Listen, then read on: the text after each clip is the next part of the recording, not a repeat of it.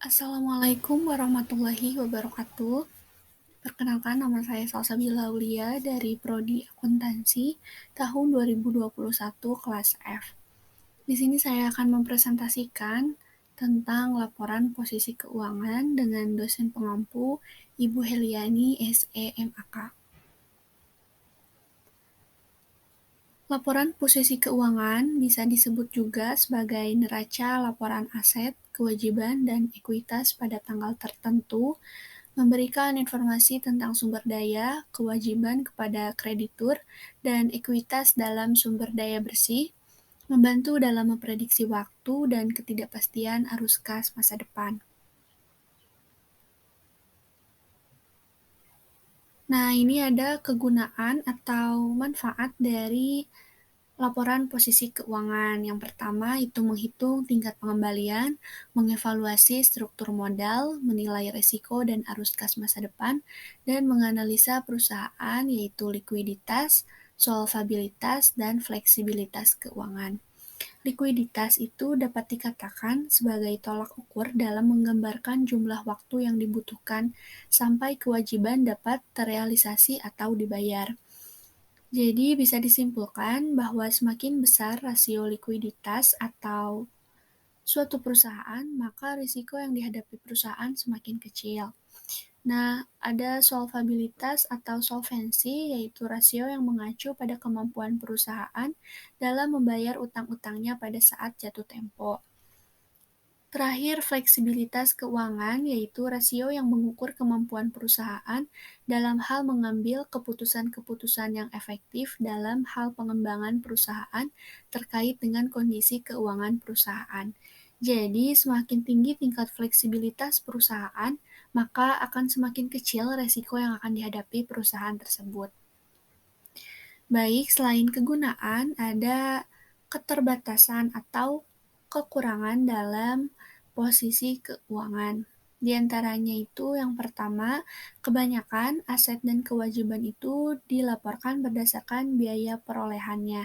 Akibatnya, informasi yang diungkapkan pada neraca memiliki tingkat reliabilitas yang lebih tinggi, sementara penggunaan prinsip nilai wajar yang dianggap lebih relevan tidak dilaporkan.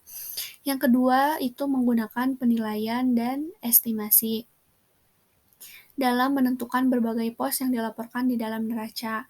Yang terakhir, yaitu banyak nilai keuangan yang dihilangkan. Lanjut ke ini ada klasifikasi unsur laporan posisi keuangan. Yang pertama ada aset atau aktiva, yaitu hasil perolehan dari transaksi yang terjadi di masa lalu maupun sekarang, atau kekayaan yang dimiliki dan dikendalikan penuh oleh perusahaan, dan manfaat ekonomi yang mungkin diperoleh di masa mendatang. Yang kedua itu kewajiban, yaitu pengorbanan manfaat ekonomi. Jadi dalam hal ini itu aktiva yang telah lalu, masa kini, maupun masa depan itu sebagai pemenuhan kebutuhan perusahaan. Yang terakhir ada ekuitas, yaitu modal yang mana mendasari kegiatan operasional perusahaan sebagai basis pendanaan kegiatan tersebut di masa depan akan mengalami kenaikan ataupun penurunan yang disebabkan oleh penggunaan dan alokasi dari aktiva dan kewajiban itu tertentu. Nah, lanjut ke aktiva atau aset. Udah ya tadi ini kewajiban merupakan hak kreditor atas aset perusahaan. Oleh karena itu merupakan kewajiban perusahaan yang harus dilunasi pada saat jatuh tempo. Nah, ini modal hak pemilik atas aset atau kekayaan. Langsung ke subklasifikasi aset dan kewajiban dan ekuitas. Subklasifikasi dari aset yaitu terdiri dari aktiva tidak lancar, investasi, perlengkapan tanah dan peralatan, aset tak berwujud, aset lainnya, dan aktiva lancar.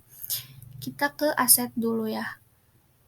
Aktiva tidak lancar yaitu meliputi beberapa di bawah ini, yaitu investasi.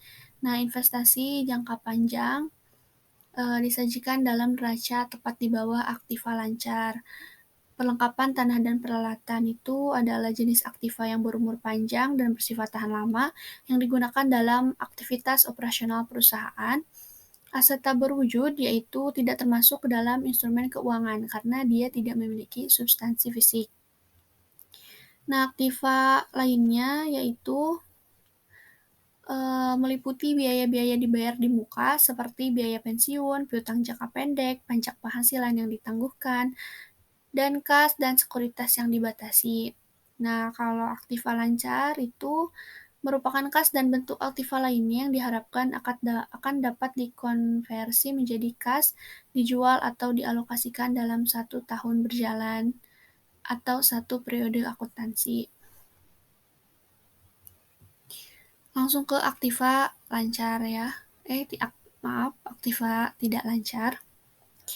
Aktiva tidak lancar itu meliputi investasi jangka panjang, tanah, bangunan, dan peralatan, aset tak berwujud, aset lainnya yang tadi sudah dijelaskan. Sekarang lanjut ke aset lancar, di mana aset lancar itu ada persediaan. Nah, untuk menyajikan persediaan di laporan posisi keuangan secara tepat, dasar penilaian yaitu mana yang paling rendah antara biaya atau harga pasar. Dan metode penetapan harganya itu seperti FIFO, LIFO, ataupun biaya rata-rata harus diungkapkan seluruhnya sebelum diakumulasi total. Lanjut ke piutang. Setiap piutang yang digunakan itu sebagai jaminan atau antisipasi piutang yang tertagih harus diidentifikasi secara jelas. Biaya dibayar di muka itu pengeluaran yang telah dilakukan untuk manfaat yang akan diterima dalam 1 tahun atau siklus operasi. Investasi jangka pendek, dalam hal ini investasi dalam sekuritas utang dan ekuitas harus dilaporkan sebagai aktiva lancar dan dikelompokkan dalam 3 klasifikasi untuk tujuan pelaporan yang terpisah. Nah, lanjut ke liabilitas jangka pendek dan liabilitas jangka panjang, di mana liabilitas jangka pendek itu liabilitas yang diharapkan akan diselesaikan dalam siklus operasi normalnya. Yang kedua itu liabilitas dimiliki untuk tujuan diperdagangkan, dan yang ketiga liabilitas tersebut jatuh tempo untuk diselesaikan dalam waktu 12 bulan. Selanjutnya, liabilitas jangka panjang, yaitu liabilitas yang berasal dari pembiayaan, liabilitas yang berasal dari kegiatan operasi entitas, dan yang ketiga itu liabilitas yang bergantung pada terjadi atau tidak terjadinya suatu peristiwa di masa depan. Selanjutnya ada ekuitas. Ekuitas itu terdiri atas bagian modal dan lain-lain. Nah, bagian modal itu sendiri terdiri atas 2 bagian, yaitu modal disetor yang berasal dari setoran modal dari pemilik berupa modal saham dan agio saham atau biasa dan preferen. Yang kedua, modal dihasilkan atau adalah modal yang berasal dari hasil operasi perusahaan seperti saldo laba.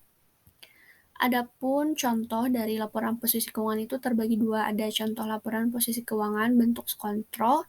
Nah, ini contohnya bentuk skontro itu seperti ini.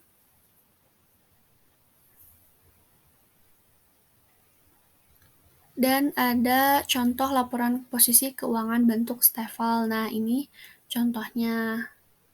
Yang tadi itu bentuk skontro dan yang ini adalah bentuk stafel. Jadi terbagi 2 itu laporan posisi keuangan. Baik, terima kasih. Mungkin hanya itu saja yang dapat saya sampaikan. Terima kasih. Mohon maaf apabila ada kesalahan dan kekurangan. Wabillahi taufiq wal hidayah. Wassalamualaikum warahmatullahi wabarakatuh.